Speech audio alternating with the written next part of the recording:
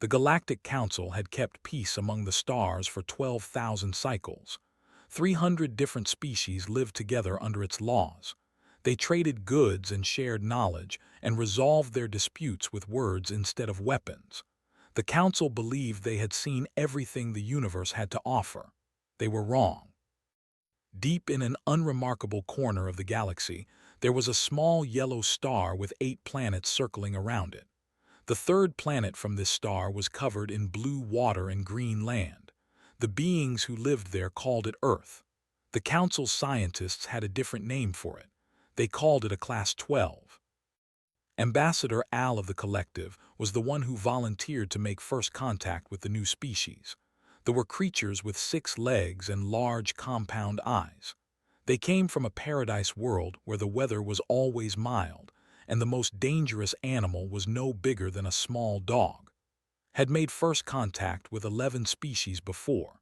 He considered himself an expert in the field. His ship detected the human vessel 3 days before the actual meeting. The humans were traveling in a crude metal box powered by nuclear engines.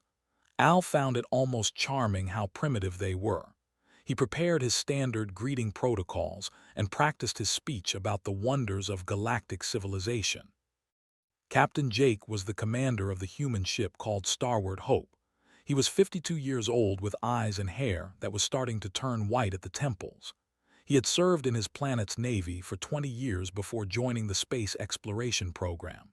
His first officer was Commander Amy Price, a woman with short brown hair and a sharp mind for tactics. They had been traveling for 6 months when their sensors picked up the alien vessel. The crew of the Starbound Hope had trained for this moment their entire careers. First contact with alien life was the dream that had driven humanity to the stars. Jake felt his heart beating fast as he ordered his communications officer to open a channel. Lieutenant Ben Carter was the youngest member of the bridge crew. He was 28 years old and had joined the mission because he believed humanity's future lay among the stars. His hands trembled slightly as he established the connection with the alien ship. The first few hours of communication were spent establishing a basic translation protocol. They had technology that could learn new languages quickly. By the end of the first day, Ambassador Al and Captain could speak to each other with reasonable clarity. Al was surprised by the humans. They were soft-bodied creatures with only 2 legs and 2 arms. They had flat faces with small eyes positioned at the front of their heads. When they expressed happiness, they pulled back their lips to reveal white bones inside their mouths. Al found this gesture disturbing but tried not to show it. The negotiations began on the second day. Al explained the structure of the Galactic Council and the benefits of membership. He spoke of trade opportunities and technological exchanges. He painted a picture of a peaceful galaxy where all species worked together for common good. Captain listened carefully and asked thoughtful questions. He wanted to know about other species and their histories. He wanted to understand the laws that governed galactic society. He seemed genuinely excited about the possibility of humanity joining a larger community. Al grew confident. These humans were clearly a young and impressionable species. They would be easy to guide and control. The collective would gain significant influence by sponsoring their membership in the council. On the third day, Al made his mistake.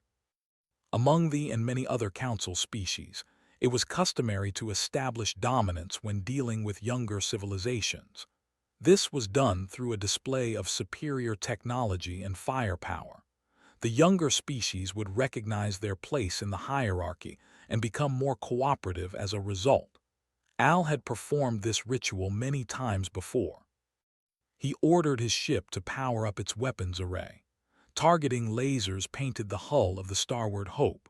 Warning lights flashed on the human vessel as their sensors detected the threat. Al transmitted a message explaining that this was simply a demonstration of capabilities. He expected the humans to become nervous and submissive. He expected them to recognize the power of their new potential allies. Captain Jake did not become nervous. He did not become submissive. He stood very still on his bridge and watched the tactical display with those strange eyes. His crew looked at him and waited for orders. Commander Amy Price moved to stand beside her captain. She had known Jake for 15 years. She had seen him face pirates and storms and mechanical failures that would have broken lesser men. She knew that look in his eyes. "Sir," she said quietly, "what are your orders?" Jake turned to his tactical officer. Lieutenant Ben Carter had already begun calculating firing solutions. His hands were no longer trembling. "Return the gesture," the captain said. The Starward Hope was not a warship. It was an exploration vessel designed for long journeys through unknown space. But humanity had learned long ago that the universe was dangerous. Even their peaceful ships carried weapons. The humans did not have targeting lasers. They had something else entirely. The engineering team had adapted mining equipment into a weapon system that could cut through asteroids. They had never tested it against another ship. Lieutenant Carter fired a single shot at a small moon that was drifting nearby. The beam of energy crossed the distance in less than a second. The moon, which was roughly 50 kilometers in diameter, ceased to exist. One moment it was there. The next moment there was only an expanding cloud of dust and rubble. The bridge of the ship fell silent. Ambassador Al stared at his display screens with all four of his eyes. His translator device picked up the rapid clicking sounds he was making, but could not convert them into any known language. He was beyond words. Captain opened a communication channel. His voice was calm and polite.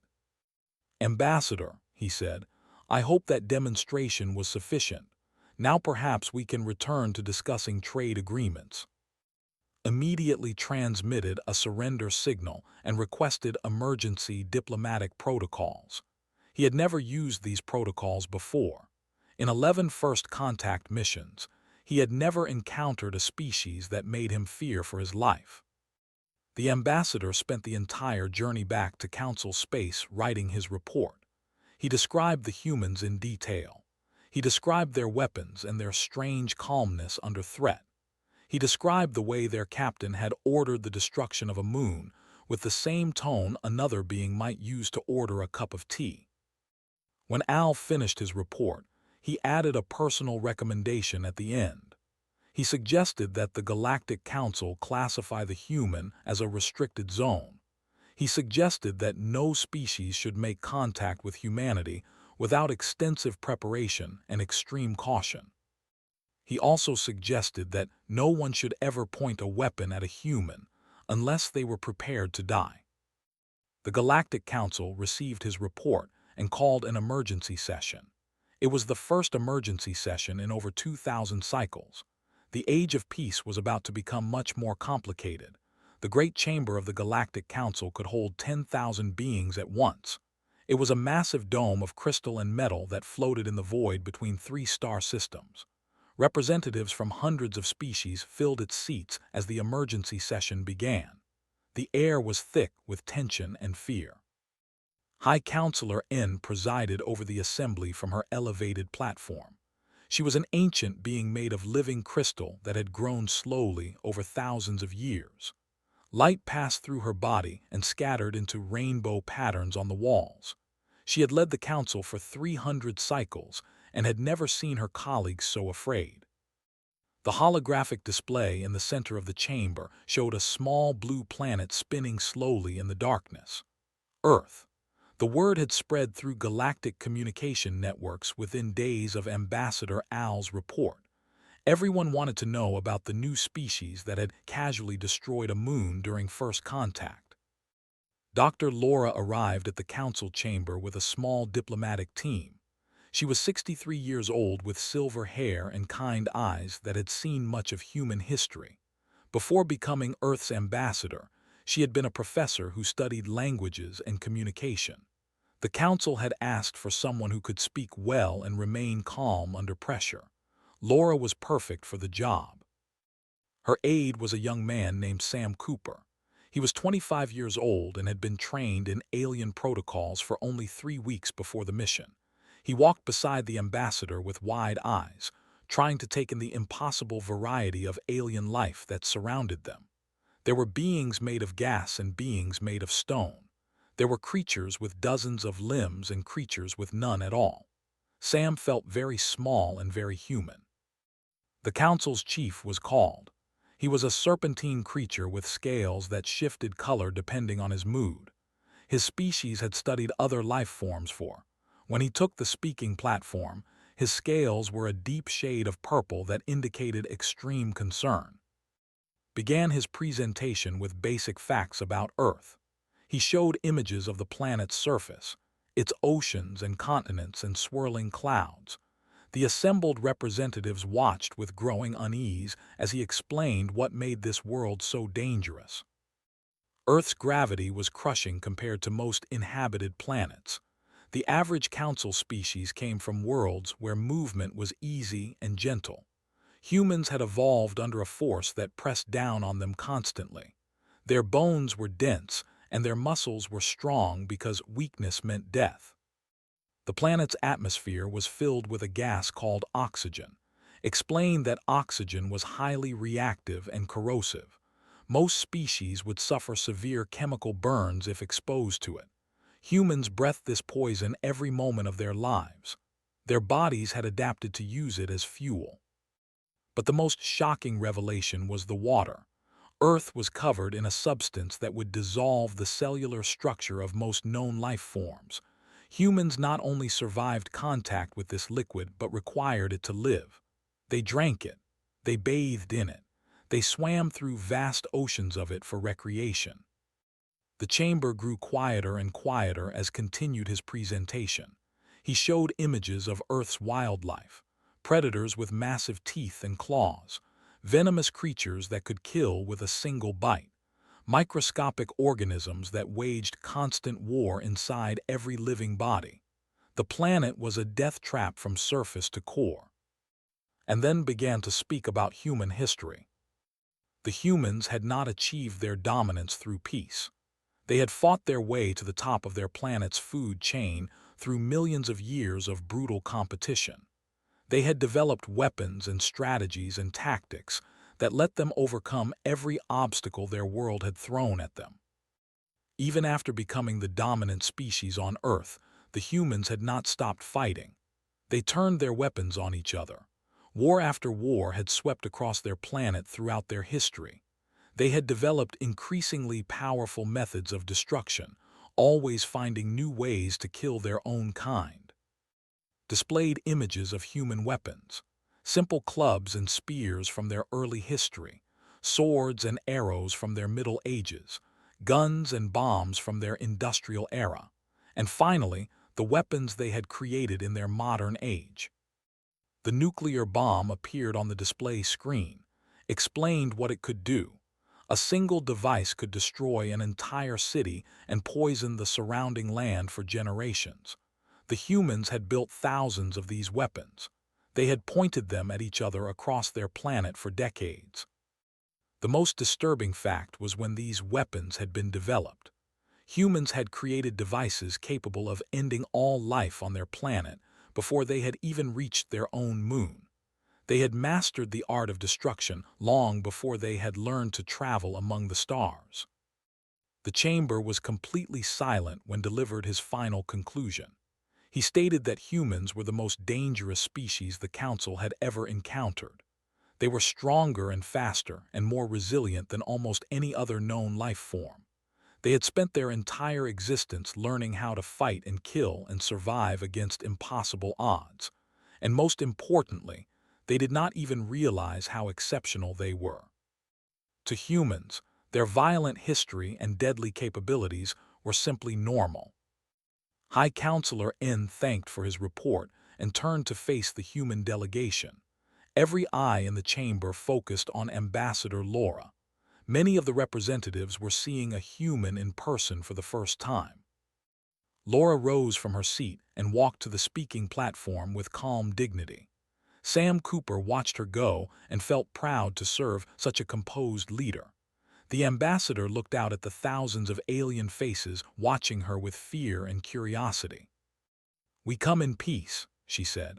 Her voice was soft but carried clearly through the chamber's acoustic systems. "We have always hoped we were not alone in the universe. We have looked up at the stars for thousands of years and wondered if there were others out there who might become our friends." She smiled warmly at the assembly.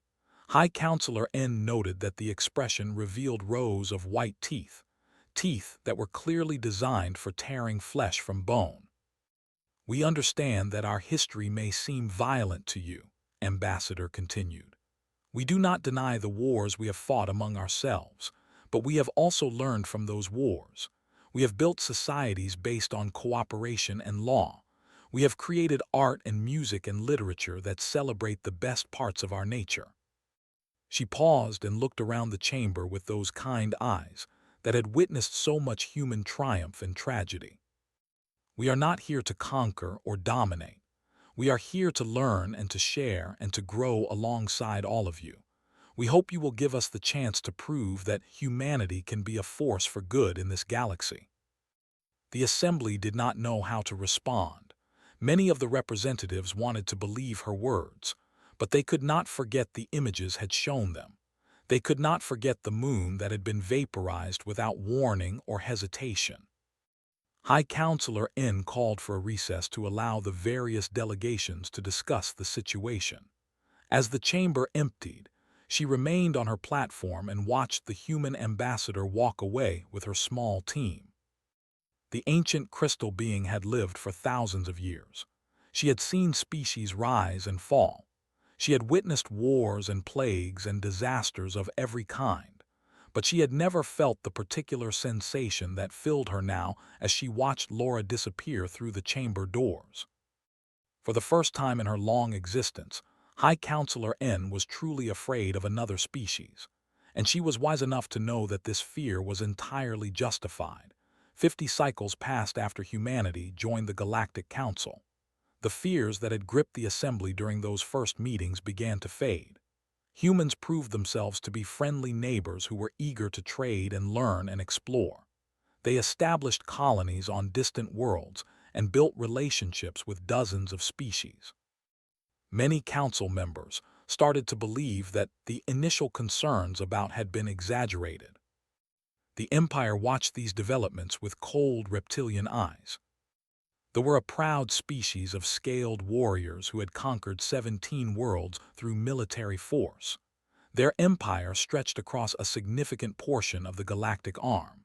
They had joined the council only to avoid facing a unified coalition against them. The laws of galactic peace frustrated them deeply. They believed that the strong had a right to take from the weak. When scouts discovered that humans had established a small mining colony at the edge of council space, the Empire's leaders saw an opportunity. The colony was far from Earth and far from any significant military presence. It would be easy to capture and hold. And once the controlled human colonists as hostages, they could negotiate from a position of strength. The colony was called New Haven. It sat on a resource-rich moon orbiting a gas giant in an unclaimed system. 12,000 humans lived there, mostly miners and engineers who had come seeking opportunity on the frontier. They had built their homes in domed habitats that dotted the surface like bubbles of life in an ocean of rock. Kate was the colony's administrator. She was 45 years old with red hair that was starting to show streaks of. She had left Earth 20 years ago to build a new life among the stars. Her husband Greg managed the mining operations that kept the colony profitable. Their daughter was 12 years old and attended the settlement's only school with 60 other children. Life on New Haven was hard but good. The colonists worked long shifts in the mines and spent their free time building a community. They had established parks and restaurants and recreational facilities. They celebrated holidays and birthdays and weddings. They were building a future for themselves and their children. None of them expected what was coming. The fleet arrived without warning on a quiet morning.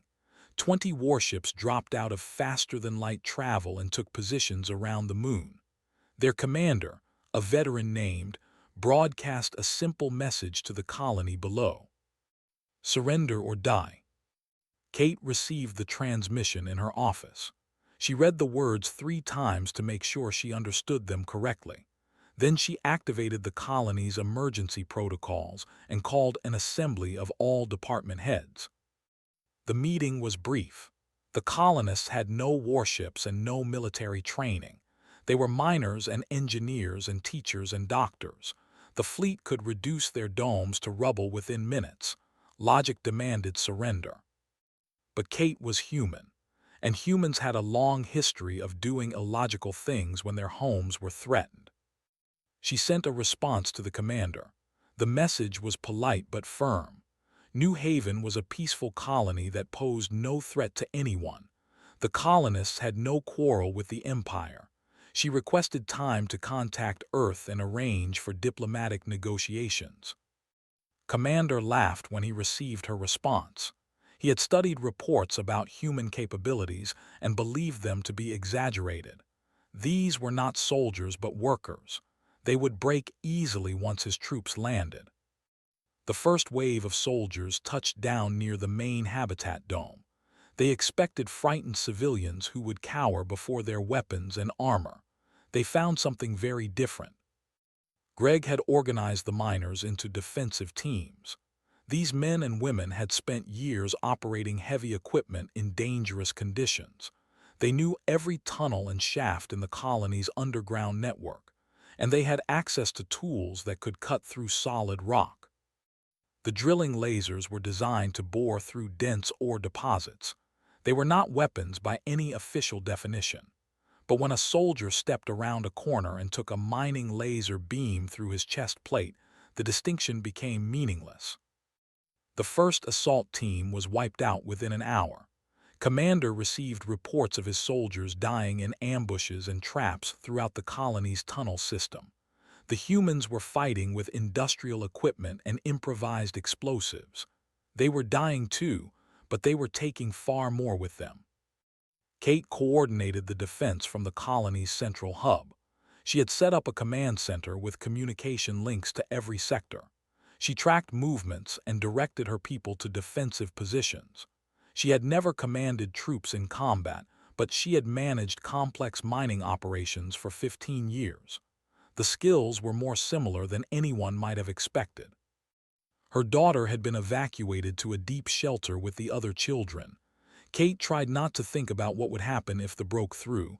She focused on the task at hand: fight, survive, buy time. The colonists sent a distress signal to Earth on the first day of the attack. The message was simple and direct: "We are under attack. Send help." Kate knew that help was weeks away at best. The colony would have to hold on its own until then. She looked at the faces of her people as they prepared to defend their home. Miners and engineers and teachers, ordinary humans who had never expected to fight a war. But they were still humans, they were still. The battle for New Haven continued for 6 days. They sent wave after wave of soldiers into the tunnels. Each assault cost them more casualties than the last. Commander grew increasingly frustrated. He had expected a quick conquest that would bring glory to his name. Instead, he was losing troops to workers armed with mining equipment. On the 4th day, he ordered his ships to begin bombarding the colony from orbit. The strategy was simple and brutal. If the humans would not surrender, he would bury them under rubble. Kate watched the first bombardment strike from her command center. The dome above her cracked but held. The colony's engineers had built well. She sent out repair teams and continued coordinating the defense. By the 6th day, New Haven was battered but unbroken. They had taken control of some surface installations, but could not penetrate the deep tunnels where most colonists had retreated. Commander had lost over 3,000 soldiers. His fleet was running low on ammunition for orbital strikes. The humans had lost 800 people. Each death was a tragedy that Kate carried in her heart, but the colony still stood. The children were still safe in the deep shelters. The defenders were still fighting. And then the sensors detected a massive fleet, dropping out of faster-than-light travel at the edge of the system. The humans had arrived. Kate received a transmission from the incoming ships. The voice on the other end was calm and professional. New Haven Colony, this is Admiral Chris Palmer of the Earth Defense Fleet. Hold your positions. We are coming to bring you home. Kate felt tears streaming down her face as she relayed the message to her people. They had held on long enough. Help had finally arrived. Commander stared at his tactical display as 200 human warships entered the system in perfect formation. His 20 vessels suddenly seemed very small and very alone. He had made a terrible mistake, and he was about to learn exactly how terrible. The Galactic Council had observation drones stationed throughout known space. These tiny machines recorded events and transmitted data back to the central archives. When the human fleet arrived at New Haven, 17 drones captured every moment of what followed. Admiral Chris Palmer had spent his entire career preparing for a day he hoped would never come. He was 60 years old with a shaved head and eyes that had seen too much of human history. Before joining the space program, he had commanded naval forces on Earth during the last great conflict between nations. He understood war in ways that few humans ever had to learn. The distress call from New Haven had reached Earth 9 days before the fleet departed. In that time, Admiral Palmer had activated protocols that existed only in classified files. Ships emerged from hidden bases throughout human space, vessels that had been constructed in secret for decades, a fleet designed with every lesson humanity had learned from of warfare. Captain commanded the tactical operations from her station on the flagship Valley Forge. She was 42 years old with sharp features and a mind that could process battlefield information faster than most computers. Her job was to coordinate the movements of 200 ships as a single fighting force. Lieutenant Park handled communications for the fleet. He was the link between Admiral Palmer and every vessel under his command. He was also responsible for broadcasting on open channels so that any observers could witness what was about to happen. Admiral Palmer had given specific orders about those broadcasts. He wanted the galaxy to see everything. He wanted witnesses. The fleet formed a defensive formation around New Haven as the human ships approached. Commander sent a transmission demanding that the humans withdraw. He claimed the colony as territory by right of conquest. He threatened to destroy the remaining colonists if the human fleet did not retreat immediately. Admiral Palmer listened to the transmission without expression. When it ended, he turned to his communications officer. "Open a channel to all ships," he said, "and make sure they can hear this." Lieutenant Park activated the fleet-wide broadcast. The Admiral's voice carried to every vessel in the system. "All ships, this is Admiral Palmer. Weapons free. Show them what we are." The battle began. Human fighters launched from carrier bays like swarms of angry insects. They were small and fast, and piloted by men and women who had trained for years in gravitational forces that would kill most species. They dove toward the fleet with acceleration that belief. The gunners tried to track the incoming fighters. They were accustomed to enemies who flew in straight lines and predictable patterns. Human pilots did not fly that way. They twisted and rolled and changed direction with movements that seemed impossible. Their bodies could handle the strain because they had evolved on a world where gravity pressed down on them every moment of their lives. The first destroyer exploded within minutes of the battle's start. Human missiles had penetrated its shields and found the reactor core. The ship broke apart in a bloom of fire and debris. Commander ordered his fleet to concentrate fire on the human flagship. The Valley Forge was the largest ship in the human formation. Surely destroying it would break the enemy's morale. The Valley Forge absorbed the incoming fire with shields that had been designed to withstand the energy output of a small star. Admiral Palmer stood on his bridge and watched the tactical display without flinching. His ship shuddered under the assault but held firm. "Return fire," he said calmly. The Valley Forge carried weapons that they had never seen. The main cannon drew power directly from the ship's reactor and converted it into a focused beam of destructive energy. When it fired, the beam crossed the distance between ships in less than a heartbeat. 3 vessels ceased to exist. They did not explode or break apart. They simply vanished as the beam passed through them. One moment they were there. The next moment they were atoms scattered across the void. The battle lasted 4 hours. Human Marines boarded ships that had been disabled by precision strikes. These soldiers wore powered armor that enhanced their already formidable strength and speed. They fought in corridors and engine rooms with weapons and bare hands alike. They were proud warriors who had conquered 17 worlds.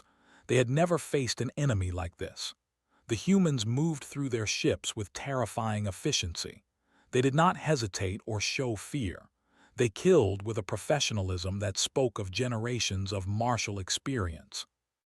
One soldier survived to describe the boarding action later. He spoke of a human woman who had taken a blade wound to her arm and continued fighting without pause.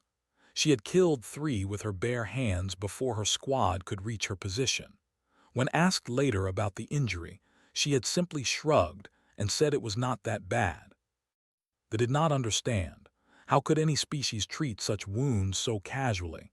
How could they fight with such disregard for their own safety? They did not understand because they had never lived on a. They had never evolved in an environment where every day was a battle for survival. They had never learned that pain was just information, and that death was just another obstacle to overcome. By the end of the 4th hour, the fleet had been reduced to debris. Only Commander's flagship remained, its engines disabled and its weapons destroyed. The commander knelt on his bridge among the bodies of his crew and waited for the humans to come for him. Admiral Palmer did not board the enemy flagship. He sent a simple transmission instead. "Commander, you will return to your empire and deliver a message. You attacked a peaceful human colony without provocation. You killed 800 of our people, women and children among them." The admiral paused. When he spoke again, his voice was cold as the void between stars. "Return our dead. This matter is not concluded." The human fleet allowed the flagship to limp away. They watched it disappear into faster-than-light travel before turning their attention to the colony below. Admiral Palmer personally led the relief mission to New Haven's surface.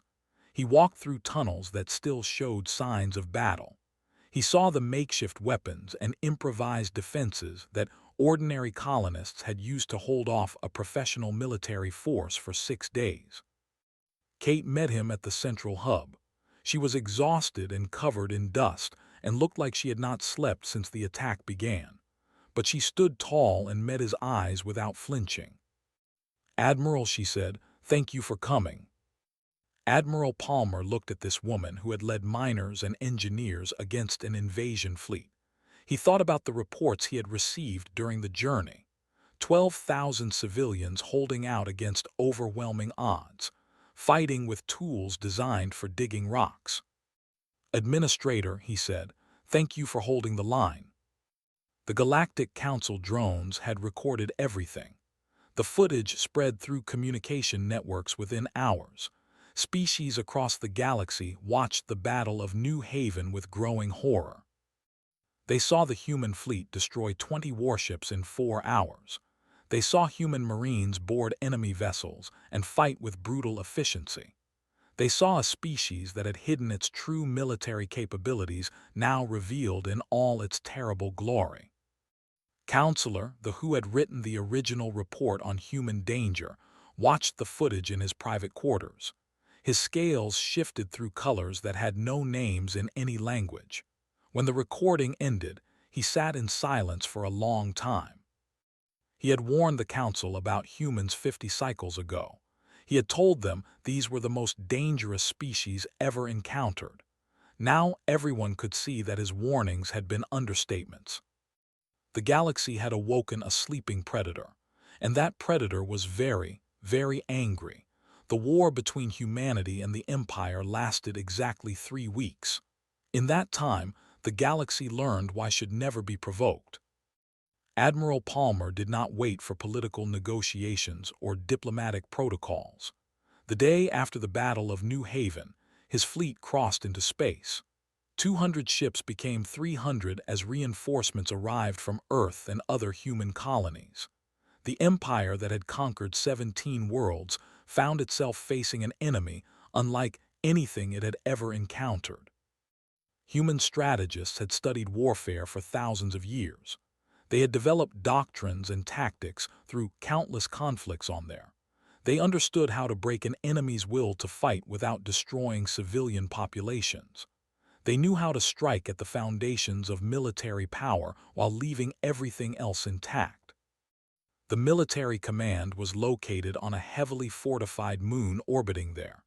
It was protected by defensive platforms and shield generators and enough weapons to repel any conventional assault. They believed it was impregnable. Human special forces infiltrated the installation in a single night. They disabled the shield generators and opened paths for marine assault teams. By morning, the High Command was in human custody, and the military's communication networks were under human control. Admiral Palmer broadcast a message to every world. He spoke calmly and clearly. The war was over. The military had been neutralized. Civilian populations would not be harmed. But the Empire would accept full responsibility for the attack on New Haven and would pay reparations to the families of those who had died. The surrender came 3 days later. The Galactic Council watched these events unfold with a mixture of fear and fascination. They had never seen a war conducted with such precision and restraint. The humans had dismantled an empire in 3 weeks without destroying a single civilian city or massacring a single non-combatant population. Ambassador Laura returned to the council chamber as human forces accepted the formal surrender. She walked to the speaking platform and looked out at the assembled representatives. Many of them would not meet her eyes. "We did not want this war," she said. Her voice was steady but carried a weight of sorrow. "We came to the stars hopping to find friends and allies. We found them in many of you. We are grateful for your friendship and your welcome." She paused and let her gaze sweep across the chamber. "But we also found those who saw our peaceful nature as weakness. Those who believed that because we chose not to fight, we could not fight. The Empire made this mistake. They attacked a colony of miners and farmers and teachers. They killed 800 of our people, including children." The chamber was absolutely silent. Every being present was hanging on her words. "Let this serve as a lesson," Ambassador continued. "Humanity has spent its entire existence learning the art of war. We have fought each other across every terrain our world has to offer. We have developed weapons that could crack planets and strategies that would take other species to comprehend."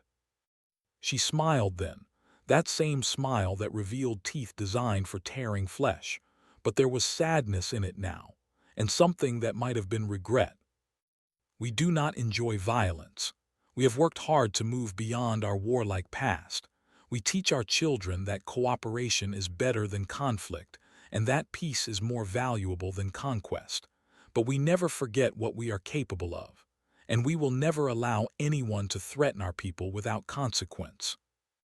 High Counselor N rose from her elevated platform. Her crystalline form caught the light and scattered it across the chamber walls. She had lived for thousands of years and had presided over the council for 3 centuries. She had never felt so uncertain about the future. "Ambassador," she said, "the council has watched the recent conflict with great concern. We have seen capabilities that were not disclosed during humanity's application for membership. Many of our members are frightened." Laura nodded. "I understand. We did not reveal the full extent of our military strength because we did not want to frighten anyone. We hoped it would never be necessary to demonstrate what we could do." "And yet you built these weapons in secret," N said. "You prepared for war even as you spoke of peace." "Yes, the ambassador replied. "Because we learned long ago that hopping for peace is not enough. You must be strong enough to defend it. Our history taught us that lesson many times over." The council debated for 7 days. Representatives argued about what to do with humanity. Some wanted restrictions and limitations on human military capabilities. Others pointed out that attempting to restrict the had not worked well for the. In the end, they chose a different path. The protection protocols were established by unanimous vote. The new laws did not restrict species from Class 10 or higher worlds. Instead, they protected them. Any act of war against a civilization would be considered a crime against galactic peace. The offending species would face the full, unrestricted response of the civilization they had attacked. High Counselor N announced the decision to the full assembly. When a young representative asked why the council had chosen to protect rather than restrict them, she offered a response that would be quoted for generations. "We do not protect the," she said. "We protect everyone else from what happens when someone is foolish enough to make them angry." 50 years passed after the establishment of the protection protocols. The galaxy remained at peace. Human colonies spread across the stars.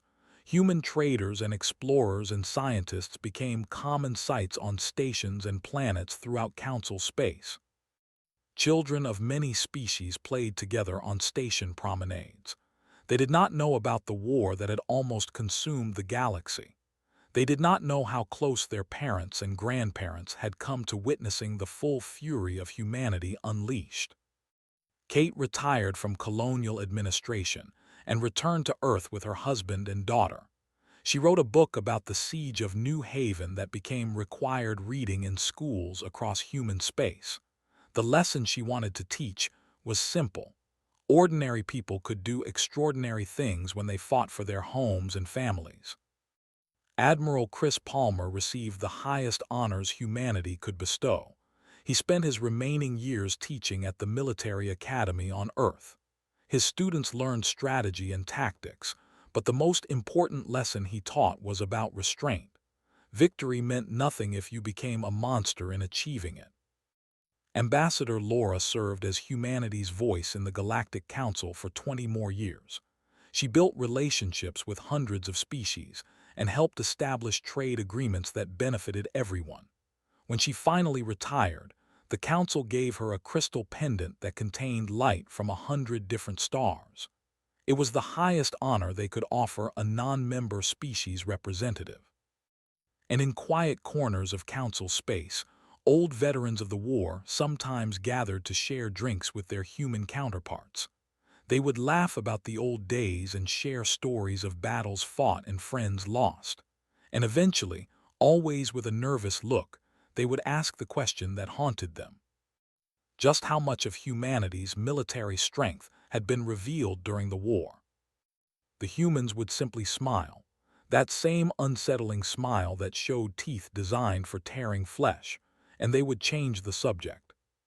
Some questions were better left unanswered. The galaxy had learned its lesson, were to be treated with respect and caution. They were to be welcomed as friends and never provoked as enemies. Because somewhere in the depths of human space, ships waited in hidden bases. Weapons systems gathered dust in sealed vaults. Soldiers trained for wars that might never come. Humanity hoped for peace. They worked for peace. They taught their children that peace was the highest goal any civilization could achieve. But they never forgot what they were, and the galaxy never forgot either. That was why the protection protocols remained in force for 1,000 years. That was why no species ever attacked a human colony again. That was why the galaxy enforced a no-war policy on. Not to protect the, but to protect everyone else.